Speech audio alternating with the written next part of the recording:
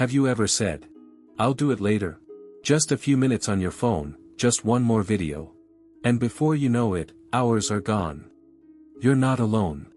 This is the story of a boy who felt the same. But he had one weakness. He thought time would always wait for him. And that one mistake, it nearly cost him everything. This is his story. And if you've ever struggled with focus, procrastination, or the feeling that you're falling behind in life, this story is for you. Because by the end of this video, you won't just understand the value of time. You'll feel it. In a small town surrounded by hills and farms, there lived a young boy named Karan. Karan was known for his quick wit and clever mind. His teachers often said, if Karan puts his mind to it, he can achieve anything. But there was a problem. Karan had developed a dangerous habit: he wasted time. Every day after school, instead of studying or working on assignments, Karan would scroll endlessly on his phone, binge-watch videos, and play games late into the night. "I'll study later," he would say. "I still have time." His father, a hard-working farmer, would gently advise him, "Beta, time waits for no one. Use it wisely." But Karan would shrug it off, thinking he could always catch up later. Months passed, and soon it was time for the final exams. And Karan, true to habit, opened his books just a few nights before. He tried cramming everything in, but his mind, once sharp, felt dull.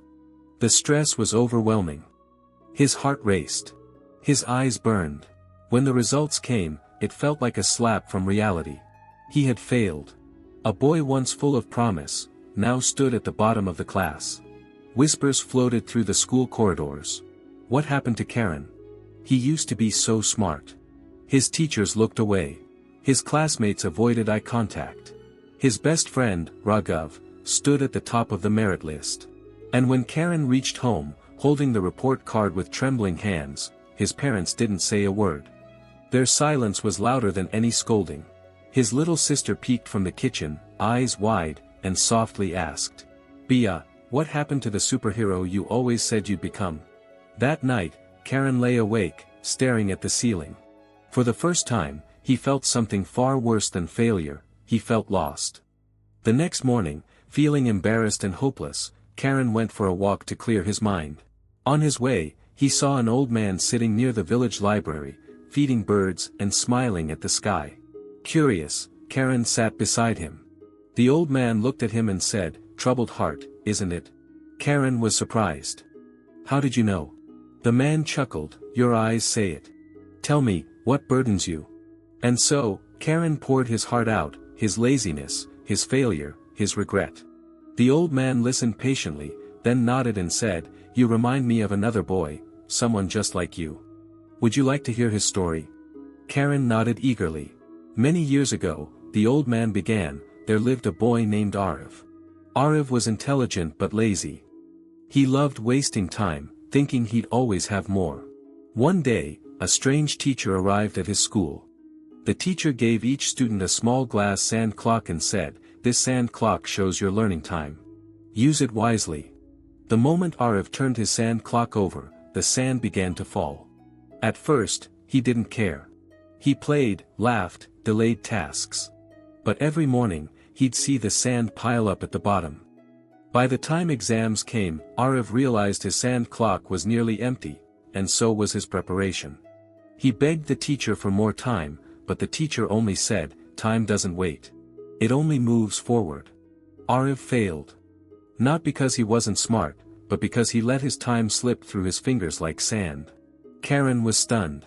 Did Arav ever succeed again?" he asked. The old man smiled, "Ah, now that's the good part." Arav learned his lesson. He stopped wasting time. He made a schedule, woke up early, and slowly rebuilt himself. And do you know who Arav became? Karan shook his head. The old man stood up slowly and said, "He became the man sitting in front of you." Karan's eyes widened in shock. "You're Arav?" The old man nodded. "I was just like you. But I changed. And so can you." That day changed Karan's life. He deleted time-wasting apps, made a study timetable, and stuck to it. He still played games, but only after finishing his tasks. He began journaling his time, setting daily goals, and reading at least one new thing every day. His grades improved, his confidence returned, and so did his teachers' praise. And this time, when results came, Karan stood first in the class. His classmates were inspired.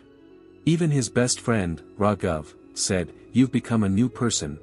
Now, Karan shares his story with others, just like he's sharing it with you right now. He says, "I used to think I had all the time in the world. But time doesn't wait. And if you don't respect it, it will slip through your fingers like sand. I was once just like many of you, smart, full of potential, but wasting my most valuable asset, time. But someone believed in me. Someone shared a story. Now it's my turn to pass it on." If you've ever said, "I'll do it later," remember, later becomes never. So if you're watching this video right now, take this as a sign. First, don't waste another second. Second, start that assignment. Third, read that book. And fourth, chase that goal. And if this story inspired you even a little bit, do what Karan would have done. Like this video to remind yourself you're ready to change. Comment below with one habit you'll improve starting today. Share this story with a friend who needs it. Be there, wise stranger.